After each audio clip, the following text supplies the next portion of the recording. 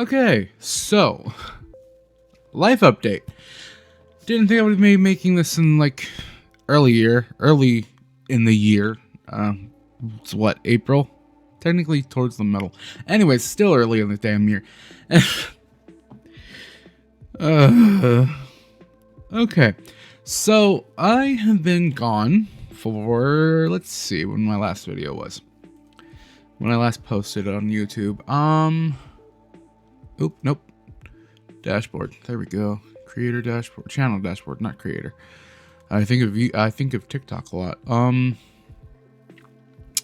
So technically, my last full video, like an hour-long video that I did, was Subnautica episode 14. That was finally getting off. I'll leave that episode somewhere linked, probably up here on this side, somewhere in this corner. But that was January 29th, so that was almost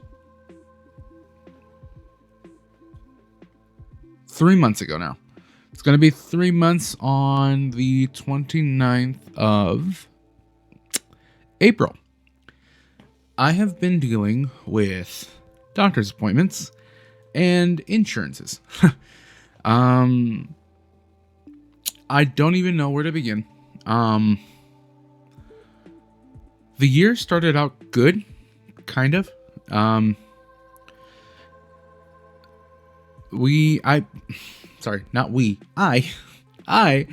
have been dealing, like I said, with doctor's appointments and insurances. Come to find out that a lot of things were not done when I was a child. So I've talked about my medical stuff a lot before. That'll also be linked over here on this corner somewhere. I've talked about that before. I have aplasia cutis congenita, which is a rare form. It's not a rare form. It's a rare skin condition. It mainly affects children, mainly newborns. I don't know much about the conditions on how it happens. I haven't really looked up anything in terms of research data. I believe there were some studies done or some cases kind of documented. I think the last time I checked was in 2017 or 2016, something like that. My phone just went off. There is still little, I believe there's still little known about the condition. Let's see. Moving on from that, though, again, I'll leave the word up here somewhere if you want to search it up and look.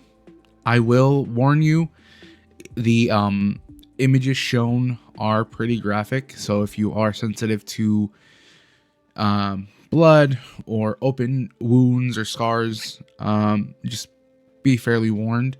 They are kind of graphic, but the gist of it is it varies in severity for a lot of kids, for a lot of adolescents to babies and stuff like that.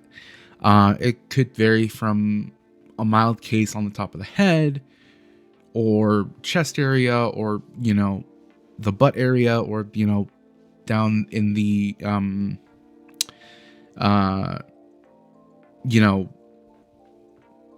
gonna say no square. Just, I think we all know what I mean by that. No square. It varies in severity for a lot of kids, a lot of babies. So for me, I was born with about 30% of my body, so from like the chest area down to about my thigh area, was without skin. I was born at a, I guess, not really specialized hospital is what I'll explain it as. The hospital that I was born at, it was Eisenhower Medical Center. Um, they once I was born, they airlifted me to Loma Linda, and there they had to bring in a doctor. They didn't really have anyone that knew about this or could do much about it, right? And that is like a college hospital, or like a college university hospital, something like that is the best way I can explain it. Meaning that they bring in people, students, to kind of learn different things about, like, hospitals and stuff like that, different conditions and all that stuff. So this was a very much a learning hospital for a lot of people. I remember being one of the many kids that they actually had trainees, or like students, come in. I didn't mind it at the time. I really don't mind it. I like letting people know and letting, the newer doctors know or learn about this stuff. So I don't mind having, students come in with the doctor. It was actually really kind of cool because I got to see different people while in the hospitals, or in the hospital growing up, because I was in and out of hospitals a lot. So they brought in students to kind of learn what I was going through. Let's see.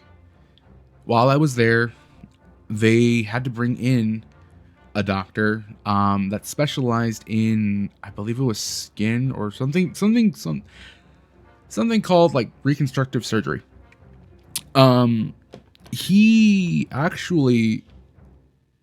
didn't know, or I don't want to say he didn't know, more that he wasn't sure about the way that I was going to be developing, or something along those lines. I really don't remember. I'm going off of information that my mom and some of my medical records show. So the doctor that I had at the time, he was new to, that on a baby specifically. And new to I guess fresh out of college at the time, or something like that. I don't really remember. But I believe I was the only patient he's ever done that on, in terms of like it being a child or a baby. I believe he runs like a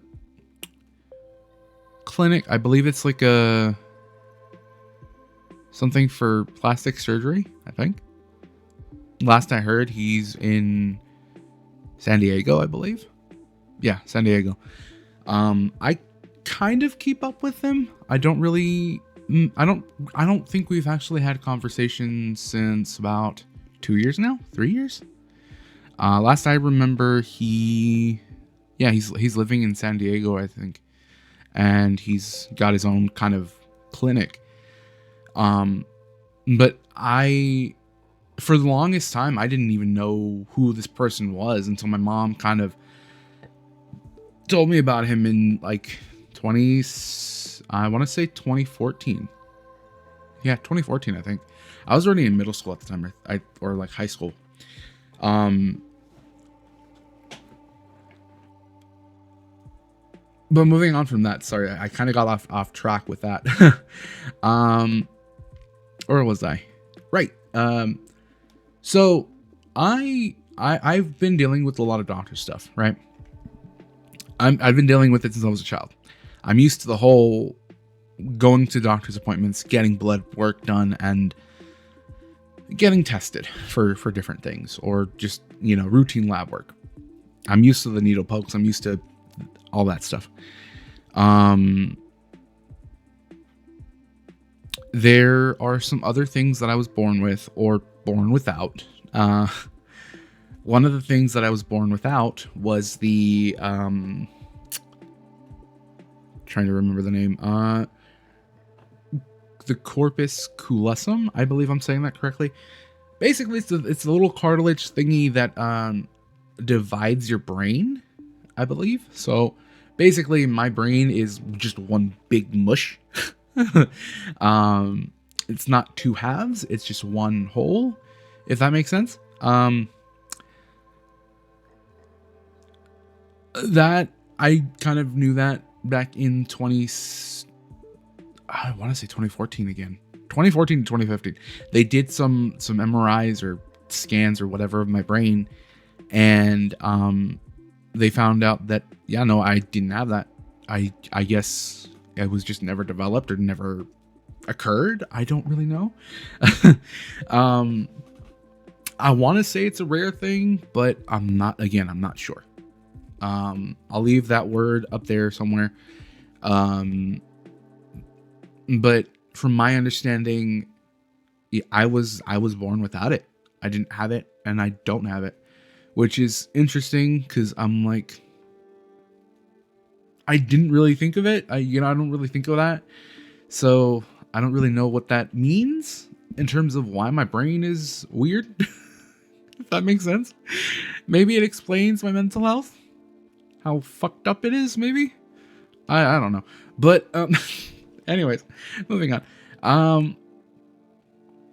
They did also, I think it was about 3 or 4 at the time. Probably 3. I was barely learning to walk. I know that. I was barely learning to walk. They noticed, or my mom noticed, that I was having trouble walking. So they did a thing called hip clipping. Basically, I believe they took off skin. I believe my hips were a bit too tight. So they took off the skin or cartilage or whatever however you do that to help me walk more or to walk better. Now I've always walked kind of odd. That makes sense. I've always had this odd like waddle walk. I want to say like a penguin walk. I've never been able to run, so that's been I don't want to say it's an issue, but that's been something that I've never been able to do. I can walk, I can move around, I can do everything normally, but if I were to try to run, yeah, no, I would look really weird, really off. Like it just doesn't look right. You know what I mean? So, my glasses are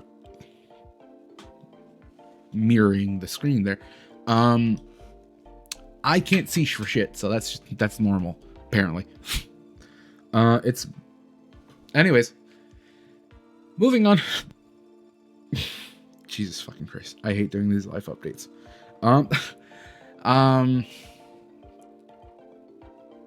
That's kind of the gist of like medical stuff that I can really explain or talk about, because like I said, I don't know much. I know very little. I know enough. So if I have to go see new doctors, they ask me questions, I can answer them to the best of my knowledge, to the best of my abilities. And it's not that much of an issue. So now, as an adult, come to find out, this was like, I want to say in February, we found this out. I went to my primary health care for something. I don't remember what. I believe it was just like a routine check, like a routine, checkup with blood work and all that stuff. We did MRIs also, so that was another thing. Basically, my back is fucked up. That's been an issue since about 2016, since I graduated high school. So going to that, I have a I don't remember if it's mild degenerative bone something. I don't remember. But I do have 2 protruding discs somewhere on my back. So that makes sense as to why my body's been fucking weird. Or my back, at least. The other thing is I have dextroscoliosis. So I believe that's when my spine curves to like the right, I think. If it's not the left. One or the other. It curves somewhere. in whatever direction, right? Basically, that's mild right now. It's not that bad. It is getting worse. My last scan was in 20. I want to say 2014 or like 2018. I'm not really sure. I would have to look again at my MRIs and stuff on my medical stuff, my websites, whatever. Point being is like I'm a walking, I want to say a walking mystery, medical mystery, because I was, or not me, I wasn't told this. Sorry. I believe it was my mom who was told this, and my dad. They were told by a doctor that I would not be alive past the age of, I believe, 8. So when that came and went, obviously, they were kind of surprised. I'm surprised. um, and for many different reasons, because I had some not so great times in about 2013 to 2014. To not go into full details, basically, I tried to turn off my lights. If you know what I mean, you know what I mean. Obviously, that didn't work. I actually tried twice. I want to say, I think it was twice. Both times did not succeed by some divine intervention. I don't fucking know. Anyways, those two times were dark, like super dark. Moving on from that though. Now, going into now, it's we found out, my doctor and I, we found out that I have been not fully diagnosed with anything. You know what I mean? I'm type 2 diabetic. I have chronic back pain. My body's in worse shape than it was before. Let's see. Diabetic, type 2 diabetic. Chronic low back pain, upper to mid back pain as well. What was the other one? Fucking trying to think. Due to the back pain, I believe, that would make more sense as to why I've been in so much pain. My blood pressure is fucking off the charts. Like, it's not a good thing. And I believe it's type 2, which is hypertension. And that's been since about 2016. My blood pressure has not been okay. I don't think it's ever been okay, but I really wouldn't know. All I really know is that it could be contributed to the fact that it is my lower back or back pain in general. Technically, it's my body. The whole body's been in pain. We don't know why. We don't know how or why it started. It just kind of happened after high school. Like the year after I graduated.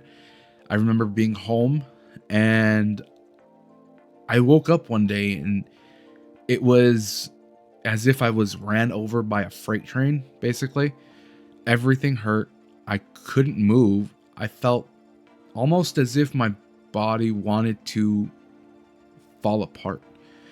And I've been saying this since 2016. I would see doctors over and over and over again. And I would tell them the same thing. Something is wrong. I'm not okay. Basically explaining to them in full detail that my back has been in so much pain. There are times where I can't get out of bed. It feels as if my body is continuously being hit with a hammer, and every move or every step that I take is like a nail hitting a hammer, basically, or a hammer hitting a nail. It's like a vibration. You know what I mean? The doctors didn't want to listen. I mean, I was young, so I kind of understood, but it was frustrating. Um, Mind you, I was like, 17? No, not 17. 18. 18 or 19 at the time. I don't remember. It's been so long. So, I mean, not until about this year, I finally found a doctor who is listening and is taking my issues more seriously.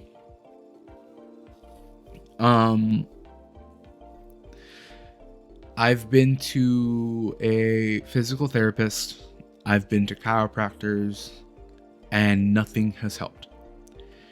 I'm able to move, I'm able to walk around. I can do that, no issues. The issue is how much pain it causes. My pain levels are so fucked up that mentally my brain is saying your pain level is at like a 5 or 4 on a good day. Bad day, it's like maybe an 8 or 7, right? In reality, my body has been in a constant pain level of about a 10. I've gotten so used to it that my brain has now just fully stopped considering my pain levels at a 10. It is now registering it at like a 5 or a 4 on a good day. Bad days is like a 7 or an 8. You're probably wondering, well, how the fuck are you still moving around, right? I ask myself that same question every fucking day. I don't know why, I don't know how. It's as if I'm pushing through everything. I'm just pushing through, right? I don't even feel normal, if that's a word I could use, right? Nothing that is happening is normal. None of it. There have been instances where I would wake up, and even though I could move, I can do normal tasks around the house, clean, bathe, wash, dishes, laundry, you name it, I can do it. No issues, no problem, right? If I'm standing for more than an hour, I start to feel as if my legs are cinder blocks. They're heavy. It's hard to move, and I walk with a more prominent waddle. On a normal day, if I'm moving around, grocery shopping, walking around town with anyone, my family, friends, or whatever, I have a waddle walk. Like I'm walking like a penguin, but it's not prominent. It's not like noticeable. If I do that for a long period of time, so let's just say I go out to an amusement park, right? Disneyland, right? I go to Disneyland. I spend the entire day on my feet, not 1 minute on a chair or anything. By the end of that, I am walking slower and slower and slower throughout the day. Throughout the day, I'm walking slower and slower. I'm getting more sluggish. By the end of it, my legs feel too heavy to even move. I can push through it. I have no issue pushing through it, right? But I will walk with a waddle. I will walk as if I'm a penguin. And it sucks because, again, even though I'm in so much pain, I have to move. I cannot stay still, because if I stay still, I'm afraid that I'm just going to buckle under that pressure, or I won't move. If I sit down before I can get somewhere that is a hotel room or the car, I will not move, because if I sit down before we get to the car, I'm going to be sitting there for an hour or two before I can move again. Um, they're, and again, you're probably wondering to yourself, well, why the hell are you doing that to yourself, right? And to answer your question, I have no fucking clue. I have no fucking clue. Um, to be honest with you, I don't think my body is normal. I don't think my body is normal. And it sounds stupid and it sounds funny, but in reality, it doesn't make sense. None of what I'm doing currently makes sense. I'm just pushing through it because I have to. I'm spiting everything. I'm not giving myself a way to stop.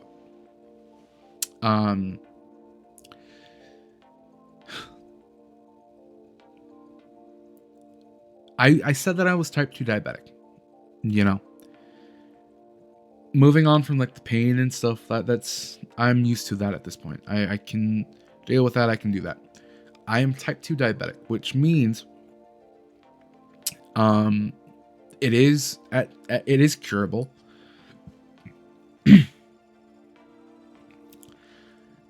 I'll admit I'm not the healthiest person. Not by any means. Ever. If you were to ask me if I could take, you know, if I could cure my diabetes right now, would I want to? Probably not. And you're asking yourself, well, why? Because it is curable. But let's just say I'm looking at it as if I'm type 1, right? I'm looking at it from that perspective. Let's just say my type 2 diabetes clear up. I get rid of them, they're gone. There is still a chance that they could return. Am I fully correct on that? Probably not. But let's just say that does happen, right? I do everything right, take my medications, I finally get my sugars under control. I diet, I exercise correctly, and do all that. Now, my doctor says I could get off medications completely. My blood sugars are normal, they're done. There's no issues, right? There's still a chance I could potentially get those back. There's a chance I could slip up and it return. So, again, don't fact check me on this. I'm going to do some research on it again later. But I would rather continue doing what I'm doing and treating my diabetes as if they're type 1 and not type 2. Sounds stupid and it sounds dumb. Believe me, I get it. But I have learned that I can't do a diet on my own. I can't. You're asking yourself why? Well, living with other people that don't do diets won't do shit for me. It won't. Because I see my house still has sodas, junk food, and all that shit, right? I'm not gonna lie to you and say we're a healthy household. We're fucking not. It's just not the case. Personally, I would never ask someone to go on a diet because I need it. I've tried that as a child, as a teenager, more specifically, and it didn't work. My brother, my mom, my sister, I love them to death, but I'm not going to ask them to change their eating styles for me. So, I treat my diabetes as if they're type 1, for the very specific reason that I would rather continue to live with type 1, type 2, than clear it up and potentially run the risk of it coming back. I'm happy with that. I'm okay with that. I still eat what I want, and I still have my blood sugars slightly under control. Not fully, but I it's the simple fact that I'm not going to ask my family or anyone else around me to go on a diet with me just so I can stay healthy. It's unrealistic for me, and I'm not about to make people suffer through that with me. I am a eater. I love food. So to me, I can make whatever I want. It still not be healthy and healthy at the same time, if that makes sense. There's no real explanation that I can give that would make sense to anyone. But for me, I'm okay. I'm okay with that fact that my diabetes probably won't clear. They won't go away. So I treat them as type 1. I still take my metformin, I still take my insulin, I still take everything that I'm prescribed because I have to. Because if I don't, my sugars could get bad and I end up in the hospital. So, to avoid going to the hospital because my sugars don't want to fucking listen, my body doesn't want to listen, I take the medications as prescribed. I'll admit there are times where I overuse or overdose the medication, so I don't really follow the regimen, and that works. Sometimes. I don't do it all the time.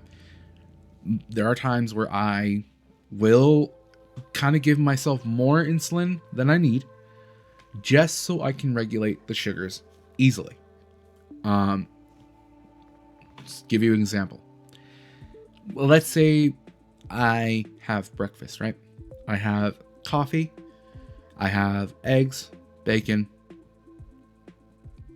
some sort of carb, so a bread, whether that be tortilla, toast, a waffle, pancake, whatever. Say my sugars are about at 180. Give a decent number, right? 180. So I take my metformin, which is this little pill, it's 1,000 milligrams, twice a day. So I take it in the morning before I have breakfast, along with whatever other medications I have. I have a long-acting insulin and a fast-acting insulin. So the long-acting insulin is twice a day, one shot in the morning and one shot at night. Or before dinner. Before breakfast and before dinner, basically, if that makes sense. In between those, I have my long-acting insulin. Or my fast-acting insulin, sorry. Which is on a sliding scale. So, I take my short-acting insulin, which is 35 units twice a day, morning and night, before breakfast, lunch, and dinner. I take my fast-acting, which is on a sliding scale. My sugars are 180, so I'm going to ballpark the number of insulin I'm supposed to take. So between 180 and 200. So say it's 180 to 200. I take 10 units of insulin. Just ballpark a fucking number. I don't really know. It's 10 units of insulin, of my fast acting. I have my food, all that. Throughout the day, it's supposed to continuously work to keep my sugars in a normal number. My sugars will go up to about 220, 245 after breakfast. I've learned that skipping a meal helps. So to kind of give myself breathing room before lunch, I skip breakfast. So I'll have coffee. That's my morning breakfast, that's it. I'll have a piece of toast, and that's it. Coffee and toast, or some kind of carb, just to have my sugars stay up. I skip breakfast completely, and I wait till lunch. If on the rare chance that I don't skip breakfast, I skip lunch. Most of the time I skip breakfast just because it's easier and I'm never really that hungry after, when I wake up from dinner. So I skip breakfast. And it helps. It helped. It has helped and is continuing to help.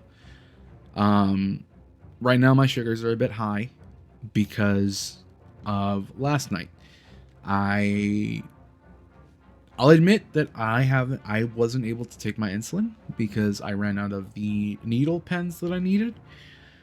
So tonight is when I'll start that up again. I've only missed this is the first time I've missed it in like 2 to 3 weeks. So my sugars kind of ran a bit high during the night. They are, I believe, currently between 220 to 245 or something like that, because I did have breakfast. So that means I'll probably either skip lunch or I'll have a smaller lunch with not as much carbs. So, being diabetic is not an issue. I don't really mind it. I have no issues with it. I still eat what I want. The only caveat, or I guess downside to that, is that I do have to take insulin. But let's be real. It is what it is, and I'm not going to complain. I'm still eating what I want. I'm not going to give a crap. I'm not.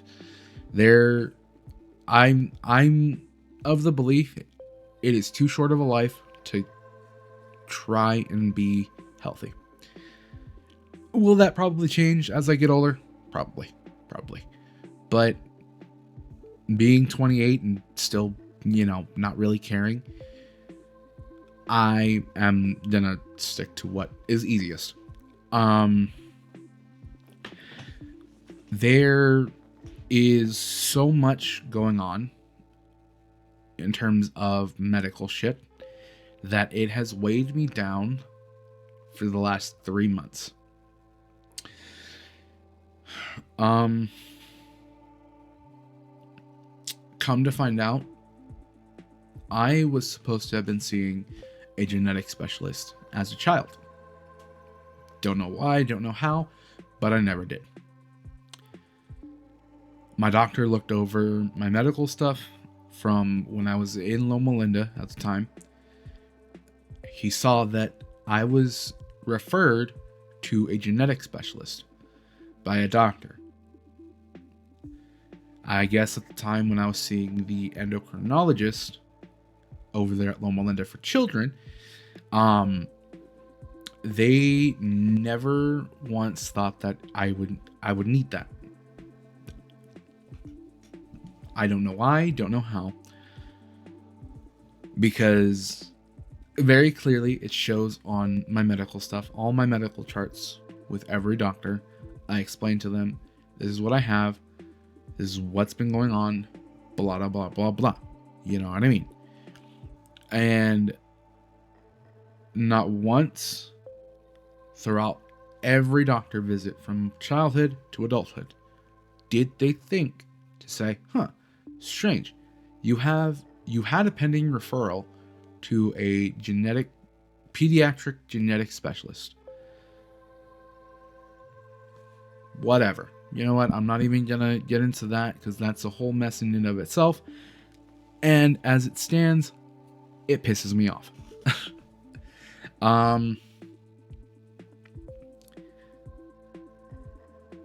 So for the last two months, I had been fighting with insurance, going back and forth from both doctors and the insurances to figure out what genetic specialist I can be seen by, if any at all, in my area, which, come to find out, is very fucking little.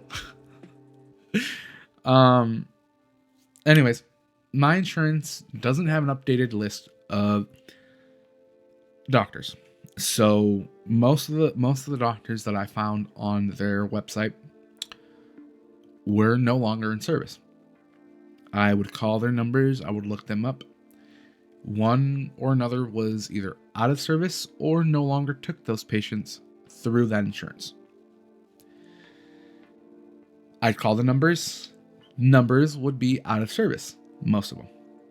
The ones that were still active told me that no, they no longer have those services, and they haven't had them for a very long time. I got referred to Loma Linda again for a genetic specialist. Come to find out, Loma Linda does not do adult genetics. They do child genetics, so pediatric genetics. I was referred to them 3 separate times. Each time I was told, no, we do not do adult genetics. We do pediatric genetics.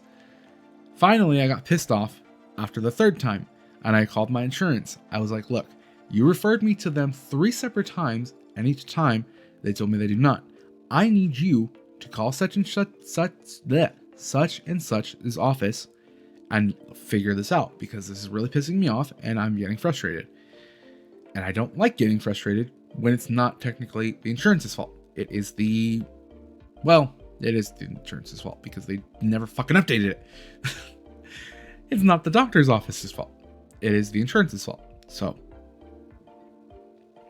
finally, they referred me to, I believe, at the time they referred me to, what was it fucking called?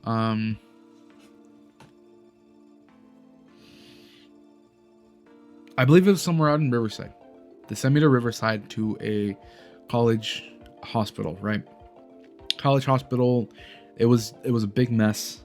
I did not like the vibe that the people were giving. It was a big runaround with them. They did not want to listen. So I finally called after 3 weeks of going back and forth with this office. I called again with my insurance. And I was like, look, they're not helpful. I'm not comfortable after our 3-week conversation over the phone with them to go in person and see them. Now I could easily say it was probably people that were having bad days, that were seeing patients in person, blah, blah, blah, blah. Right? I understand that it's not an easy job, but I personally, every conversation or every time I would call, I was respectful. I was calm. I would say, to the effect of, hey, I need to see this doctor. I don't know why my primary physician really referred me to you, or how he referred me to you, blah, blah, blah, because they would ask about my referral, why my doctor was referring me out to a genetic specialist. And each time I would say, look, I don't really know. All I really know is that I should have been seen by a pediatric specialist as a child. There is something going on that my doctor needs to, or wanted to have checked out by a genetic specialist. I would explain to them that I have such and such rare skin condition, and that there are other medical issues that have happened as a result of other things. I was respectful. I was nice about it. Even though on the inside I was kind of seething, I was kind of frustrated at that point. I was already worried about other things. I had other doctor's appointments, so I was kind of already stressing myself out. And I finally I was fed up with the 3rd round of calls on the 3rd week.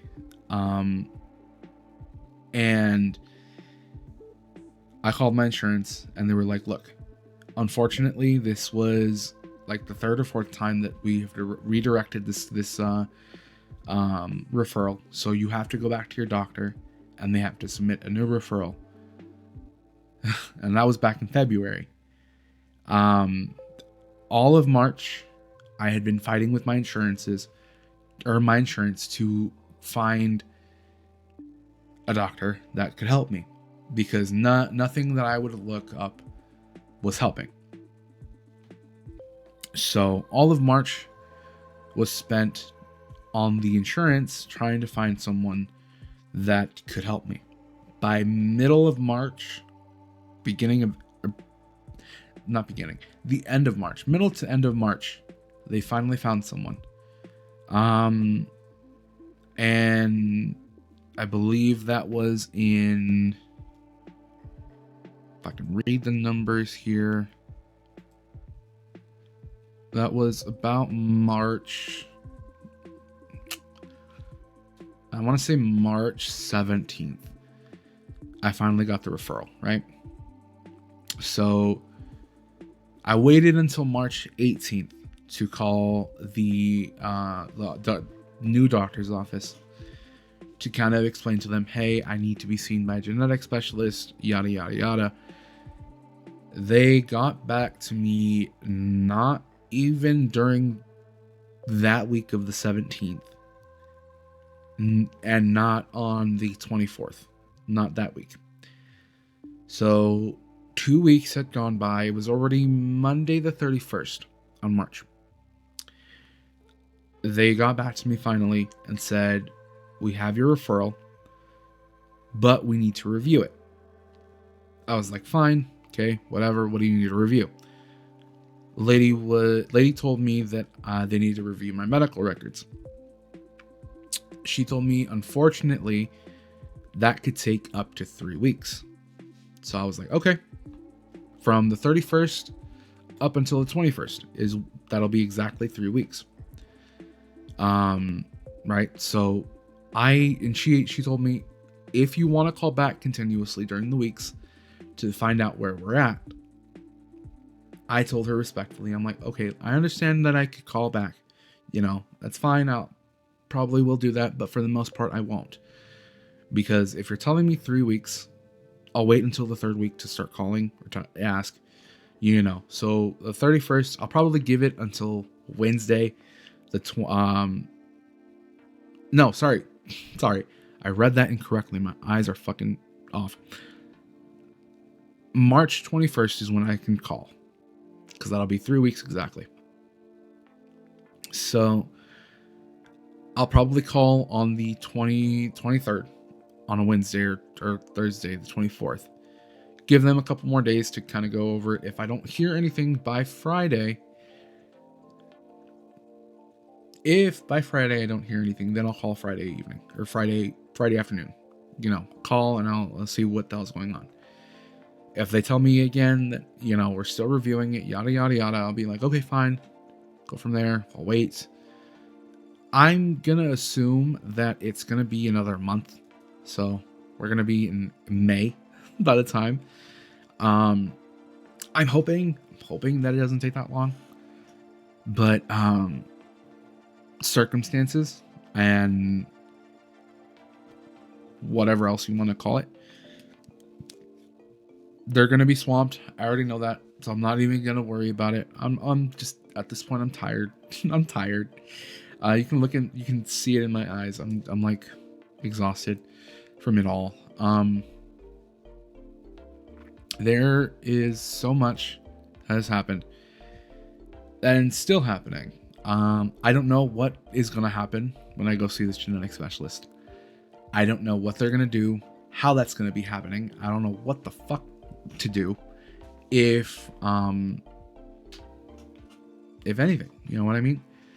I'm hoping that they can run a battery of tests, and it's unrealistic, I know, but at this point, I don't really care. I even told my primary, I'm like, look, I don't care what you have to do. If you have to send me to a hospital to get a battery of tests, fine. I could stay a month in a hospital. That's like a second fucking home to me. I don't care. Figure out what's wrong. Help me. I'm at this point, I'm a 28-year-old person, and medically shit is hitting the fan. And he kind of looked at me like, well, I understand that, but realistically, we can't just send you to the hospital to get a battery of tests. I was like, fine, whatever. Anyways, So we're here. We're now waiting for a genetic specialist to get back to me. I was told I could call on the 21st and go from there. If I don't hear anything, then back to the insurances I go, I guess. I don't know.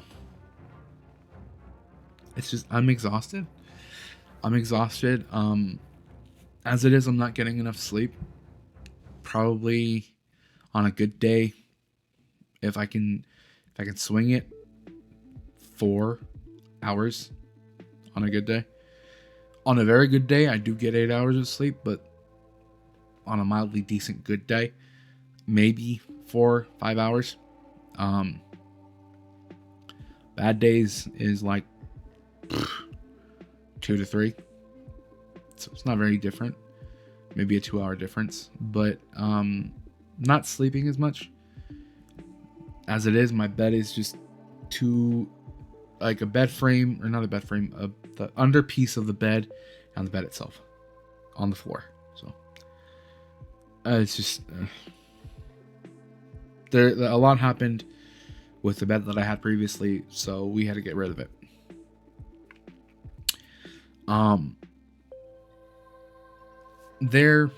Like I said, there's a lot of medical shit that happened, and I'm just skimming the surface of it. We are in, it's already what, almost a full hour of video, like 51 minutes and 30 seconds or something like that. I don't really know. I'm only giving vague information, not a lot, just because, again, it's a lot to go over. We'd be here for 3 fucking hours, probably more. So with that being said, that's the life update. Fucking shit. Potentially later this week or next week, probably next week, I'll have a video of a game called Sarah is Missing. That would be my first time playing it. I've seen other YouTubers play it.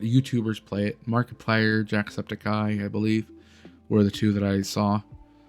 But I never finished those videos, so it's going to be a fresh playthrough.